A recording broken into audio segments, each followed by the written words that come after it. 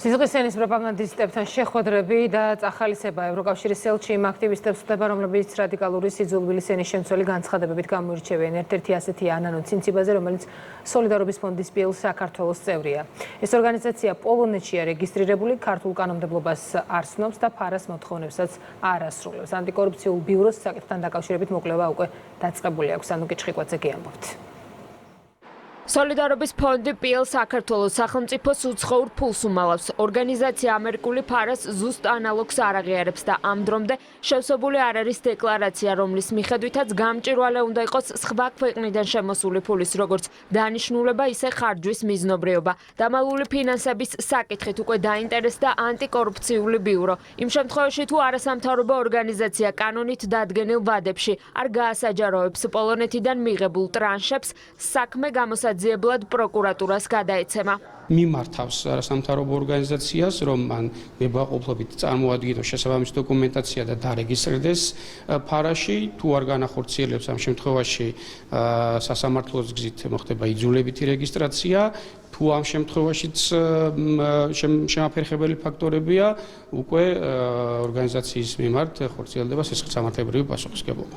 ამ ორგანიზაციას წარმოადგენს აქტივისტი ანანო ცინცაბაძე, რომელიც შეურაცხმყოფელი და ძალადობრივი განცხადებებით გამოირჩევა. ამის მიუხედავად ევროკავშირის ელჩს ამ დრომდე მისი ეს ქმედება არ დაუგმია და მეტიც, ევროკავშირის ეგიდით ჩატარებულ ღონისძიებებზე ანანო ცინცაბაძე საპატიო სტუმარია.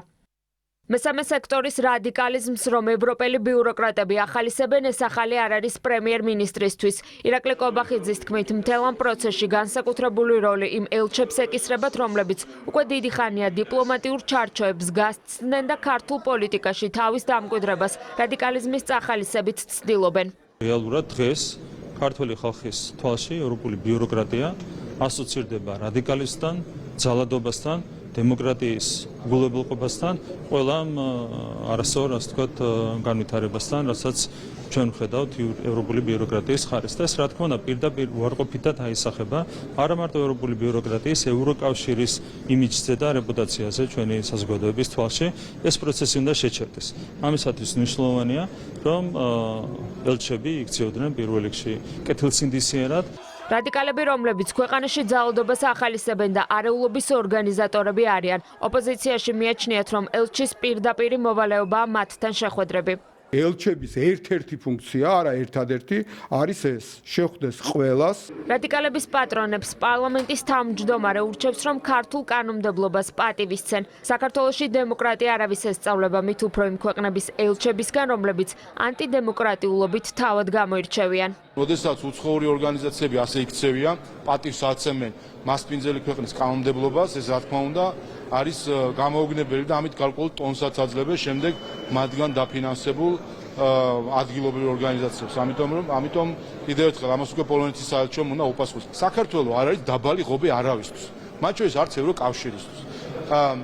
ქართულ ხალხს თუ კი რაიმე აღიზიანებს თავის ისტორიული გამოცდილებიდან გამომდინარე, აღიზიანებს, ოდესაც მას უყურებენ ზემოდან. ჩვეულებრივად ნაწილი არის იგივე ევროკავშირის ელჩი იმ ძალადობრივი დაჯგუფების, რომელიც არის შექმნილი მათივე დაფინანსებით, მათივე მხარდაჭერით, რა თქმა უნდა, ყველანაირი წითელი ხაზი გადაკვეთილია დიპლომატია და დიპლომატიური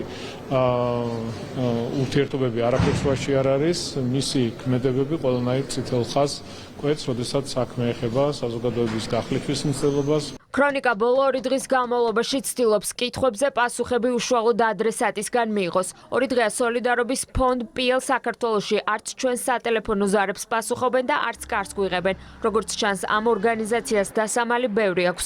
დუმილს ინარჩუნებს ევროკავშირის და პოლონეთის საელჩოებიც.